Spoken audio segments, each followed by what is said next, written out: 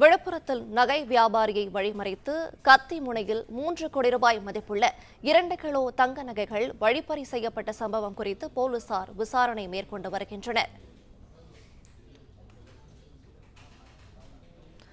கூடுதல் விவரங்களை செய்தியாளர் ஜெயபிரகாஷ் வழங்கிட கேட்கலாம். ஜெயபிரகாஷ், வணக்கம். விவரங்களை சொல்லலாம். வணக்கம். விழுப்புரத்தில் நகை வியாபாரியிடம் பட்டப்பகலில் 3 கோடி ரூபாய் மதிப்புள்ள 2 கிலோ தங்க நகைகளை முகமூடி அணிந்து வந்த 5 பேர் கொண்ட கும்பல் கத்தியை காட்டி கொள்ளையடித்துக் கொண்ட சென்ற சம்பவம் பாத்தீங்கன்னா பெரும் பரபரப்பை ஏற்படுத்தியுள்ளது.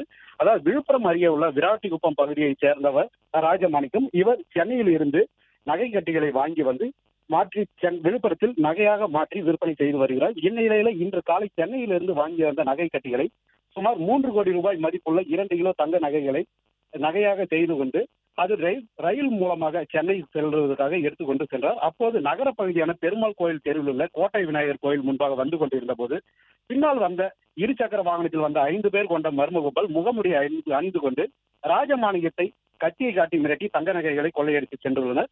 மேலும் இந்த நிலையில பாதிக்கப்பட்டவர் நகர காவல் நிலையத்திற்கு போலீசாருக்கு தகவல் தெரிவித்தார். உடனடியாக சம்பவ இடத்திற்கு விரைந்து வந்த மாவட்ட காவல் கண்காணிப்பாளர் சாய் பிரணீத் தலைமையிலான போலீசார் அப்பகுதியில் உள்ள சிசிடிவி காட்சிகளை ஆய்வு செய்தும் அது குறித்து 5 தனிப்படைகள் அமைத்தும் தற்போது கொள்ளையர்களை தீவிரமாக தேடி வருகின்றனர்.